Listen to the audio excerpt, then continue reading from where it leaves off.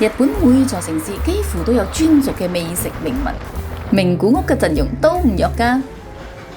有儀式感滿滿嘅鰻魚三食，睇樣我就點外酥內軟嘅紅味噌豬排，重口味嘅味噌烏冬麵，其實丁代表小倉都市，仲意外發覺同馬來西亞嘅美食有相同之處添。雞絲河粉啊！今集我哋就嚟個實地打卡，嚟探一探名古屋嘅美食究竟有幾犀利。百名店呢個朵係咪浪得虛名嘅？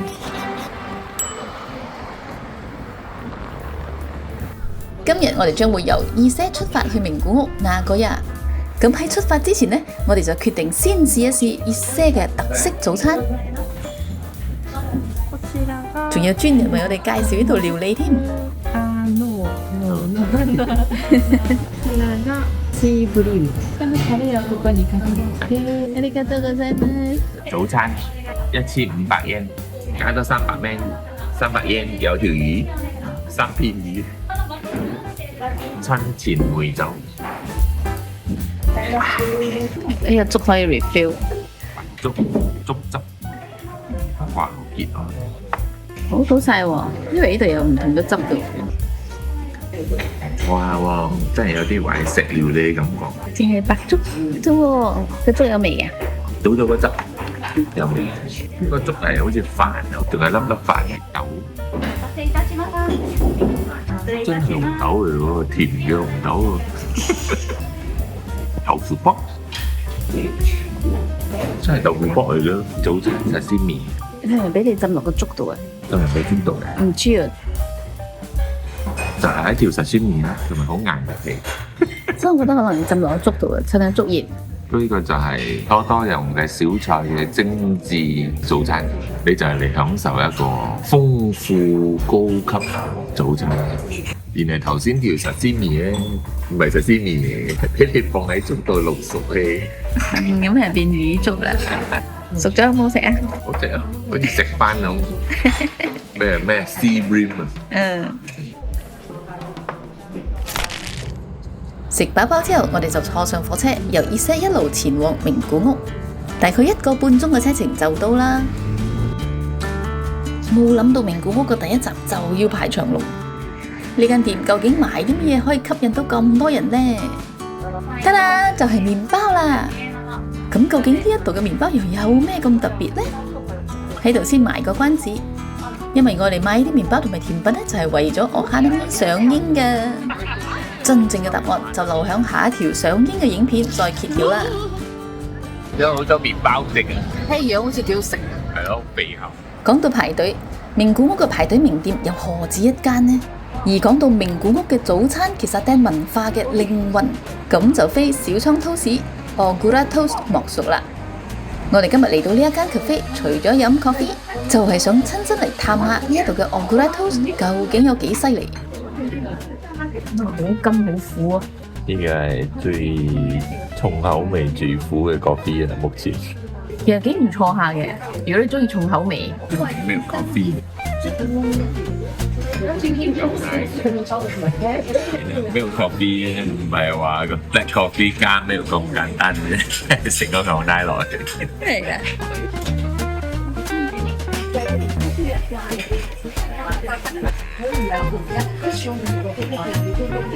拉絲紅豆芝士，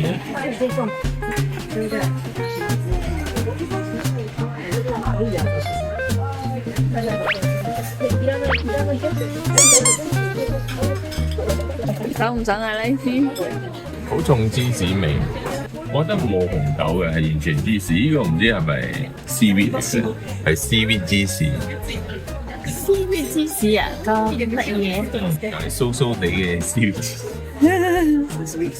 你都話酥啊，咁應該好酥噶咯係 seaweed 加芝士，有一種鹹上加鹹嘅感覺。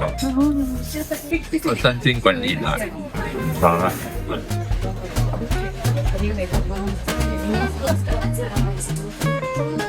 佢呢個就整到好靚。多多紅豆啊嘛，個紅豆係凍㗎，都唔錯啊，唔會甜啊紅豆。上高嗰又係牛油係 cream 嚟嘅，嗰個唔甜嘅 cream 咧，幾清新嘅一個 toast。不過我覺得佢冇乜夠脆咯。試下呢一隻幾靚。呢度咧，我睇係紅咧，因為佢靚。peanut butter，我 peanut butter 啊，有牛奶味啦，好濃嘅 peanut butter，又加少少牛奶味，咁佢係自製嘅，我覺得唔錯下其實啊。仲有唔小心嘅一條黑豆，諗住係真係黑豆啦，點知係黑豆麵包夾同咁嘅。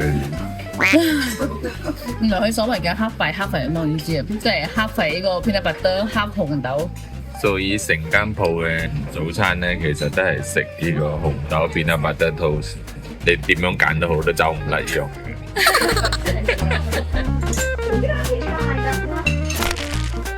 呢一間被日本美食網站塔比洛評為拉麵百名店，睇嚟應該實力非凡。而呢個排隊名店其中一樣好有名嘅拉麵呢，佢嘅名對於用身體部位問候人呢一個文化有少少認識嘅人嚟講，係會有少少文化衝擊嘅。雞白麵，雞白麵，哇！呢個咪雞肉白加兩嚿叉燒啊，幾多錢啊？950。你有啲筍，飲下兩蚊先，飲下個雞白啱。幾唔錯喎，佢真係好濃郁，濃郁得嚟咧，有啲黐住身嘅。果然係百名店，百名店係有啲朵，呢個朵係唔係浪得虛名嘅。我次次見到自備啲雞湯，我都冇乜想嚟食，淨係諗住豬湯會好食啲。但係估唔到佢有佢嘅風味，試下就雞。好嫩滑喎，你睇佢好似一個雞胸咁啊，但係佢好嫩滑嘅喎，你真係一個好唔錯嘅雞排。中唔中意個雞排啊？你中唔中意？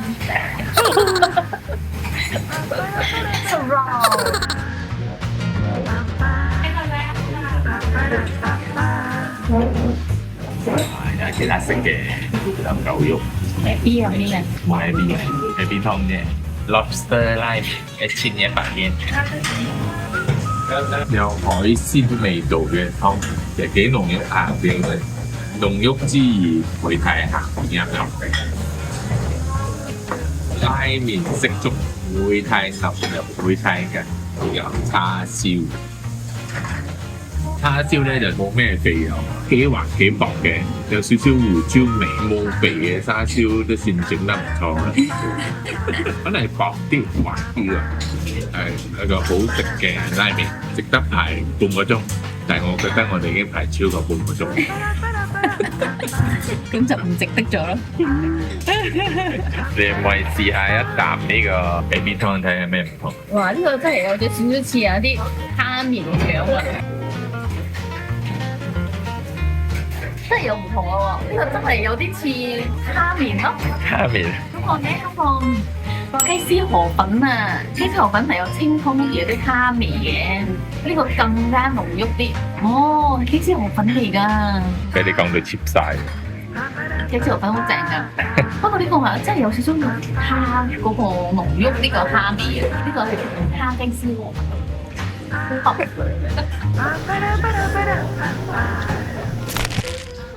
名古屋另一個超有代表性嘅食物就係呢一個鰻魚飯三食 Hitsumabushi， 一碗飯3種食法。How to eat Hitsumabushi？ 第一咧就係 enjoy the eel as it is， 白雲煙就咁食，感受下煎到脆脆皮嘅腰，不過薄咗啲啦，個腰咧用鬆咗啲。第二 ，add your favorite condiments。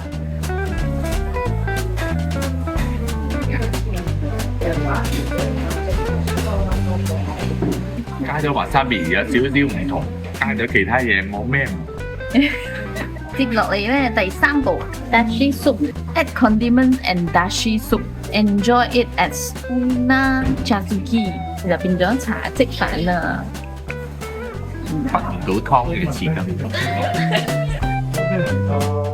睇樣我要點，法去體驗。感覺上好似好豐富，好熱咗咯。咁係咪最爽係呢一款啊？錯啦，但係咁樣又少咗啲換下機嘅原汁原味，同埋個燒窿脆皮味，冇咩食到咯。所以就你中意邊款都得係嘛？仲有咧？第四就係 enjoy in your favorite way。喺度就俾你同你講 Hitsumabushi 4款食法，第四種係嗌咩？試下呢個厚啲嘅。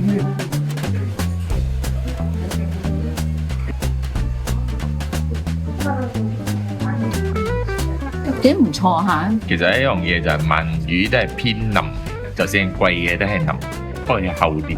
印象中之前食過嗰隻一個四方盒嗰樣咧，嗰種好似肥人啲。呢個乾身少少，不過佢嘅味道咧都唔錯嘅，不過唔係一種你一食落去感覺好正嘅嗰種。我解釋下你呢度食有咩好。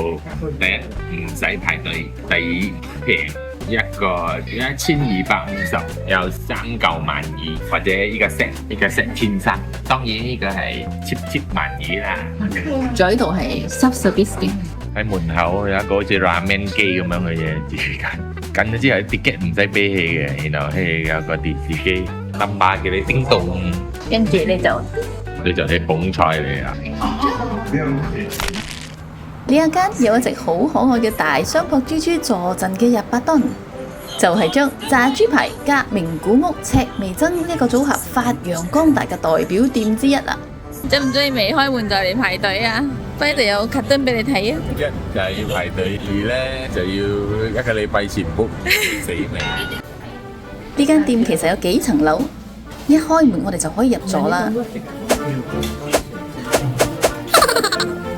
上菜超快，玩下數魔，我哋點嘅餐都嚟齊啦。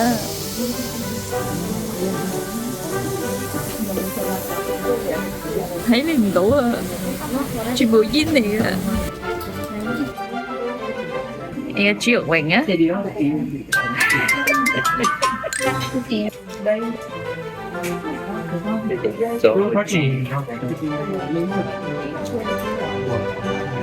呢個係一個比較有彈性同埋少少肥肥地嘅豬，彈性可口嘅豬。嗱，個家嘅名物味噌有咩特別啊？味噌汁咁嘅嘢咯，即係同平時我哋食開啲味噌醬冇咩唔同啊？鹹鹹地嘅味噌醬食出有咩唔同？重點應該就係豬肉啦，可能呢個豬 premium 啲㗎，大嚿彈口，肥肥地有口感。呢個係 loin 嘅，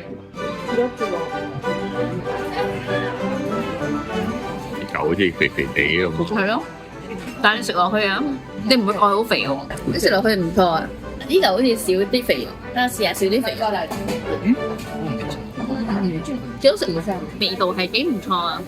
就算係有肥肉，都唔會十分油膩。呢個味噌同我哋之前食開嗰啲係真係有少少唔同。佢有啲鹹啲，好似有啲豉油咁樣嘅感覺，有啲蠔油咁嘅感覺，會加到好多醬咁樣落去。佢唔係齋一個味噌嗰個味道，可能呢個就係佢嘅即係美納味嘅特色嘅味噌嘅味道咧，我都唔知。你要唔要試一嚿呢個 premium 啲嘅 rib 同你嘅 loin 有咩唔同？就多肉啲，有口感啲 premium 係好食啲嘅。呢度咧11點開門，我哋一嚟到點解我哋落一條龍嘅？但係一開門咧，我哋入到嚟，我哋見到佢有3層嘅，所以咧好快就有位坐啦，大家都有位坐。且出菜都好快，係咁都好快，一下個個都有得食。感覺上好似 fast food 咁滯啊！爭緊個薯條嘅。除咗味噌豬排，名古屋嘅另一名物就係味噌烏冬啦。呢度食咩？烏冬麵，幾貴下嘅烏冬，1300yen冇料，有料嘅1800yen到2300yen，中意咩就喺度點餐。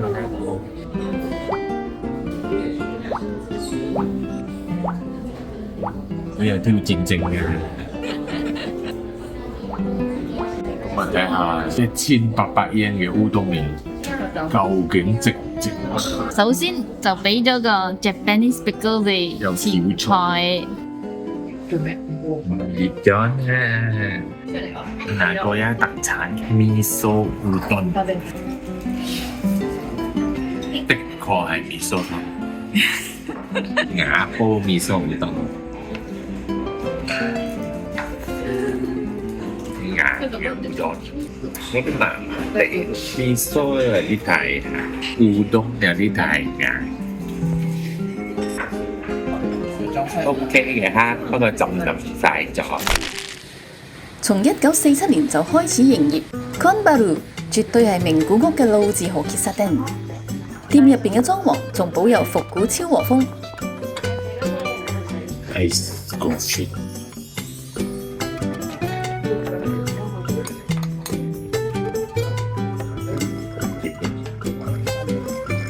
得唔得？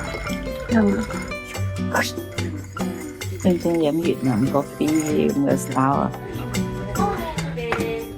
飲冰咖啡咧，好難認到出嚟真正咩味道。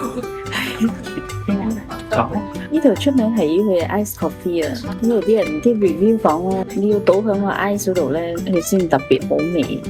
味道就好似幾特別下嘅。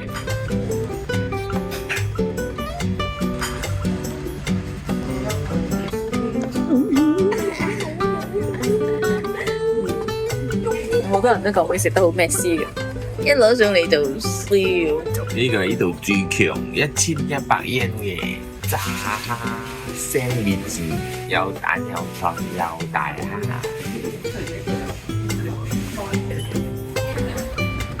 感覺上咧，食完 sandwich 加炸嘢好攰。咁你睇佢啲嘢鮮唔鮮，炸得好唔好食嘅？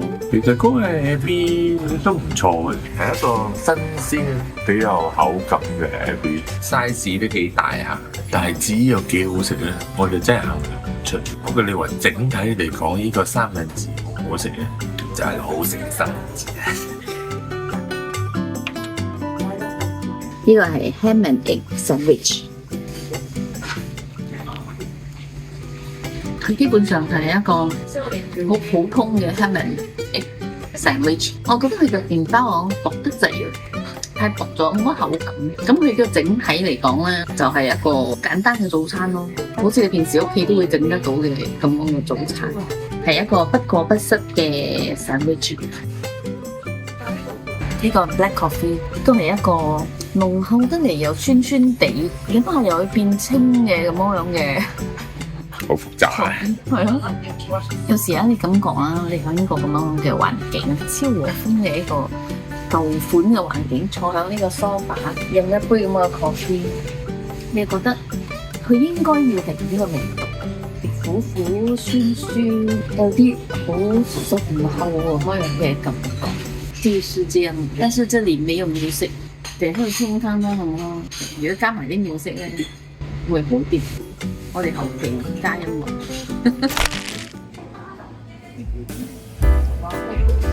酸咧，佢酸出嚟啊，好似有啲果香味咁嘅喎。Dean and DeLuca， 唔知點解係咁好咧？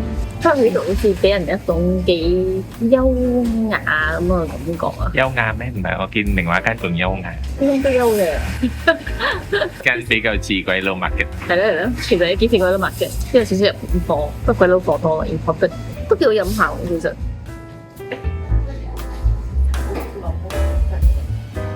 好香濃，好香濃嘅 chocolate， 有啲 nuts 嘅味嘅，唔知咩 nuts 咧，唔錯。襯埋杯 coffee， 呢個下午茶都唔錯。中唔中意你居咗屋嘆杯大啤啊？呢度咧有300蚊一個人嘅 table charge， 不過咧佢話佢唔 charge 我哋，不過我哋要嗌多嘢。酒幾多錢啊？400幾，再翻得200，俾個大啤你。所以咧一定要有一杯。個大啤唔錯，而家 high ball 加啤梨，感覺上係都幾好飲。你嘅咧 Girls lemon sour， 甜啤，甜sau椒。所以啱你嘅 girls 嘅，我哋就喺街邊嗰度行咗入嚟，諗住食炸雞，金上雞喎，呢個係炸蓮藕， 400幾1炸蓮藕。俾你送走啊！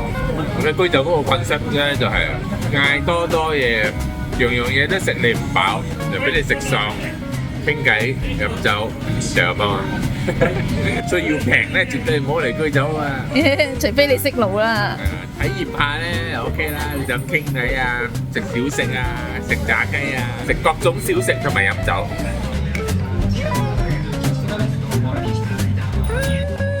金腸雞，好熱啊！一個普通唔錯下嘅炸雞，佢冇好脆喎，其實肉幾腍下，即係幾 tender 下個肉。不過佢唔係十分脆，亦都唔係嗰種十分硬嘅嗰種，所以佢係唔錯下嘅。但係冇話好特別，我攞嚟送酒咁樣，係幾唔錯下嘅一個小食。誒呢度冇好多味精味嗰種啊，番薯，日本嘅番薯係真係幾好食嘅，但係感覺佢嘅番薯啊，個甜味啊，唔係喺個番薯嗰度，係佢嘅汁，不過佢整到好腍，佢加啲 nuts 就講唔錯。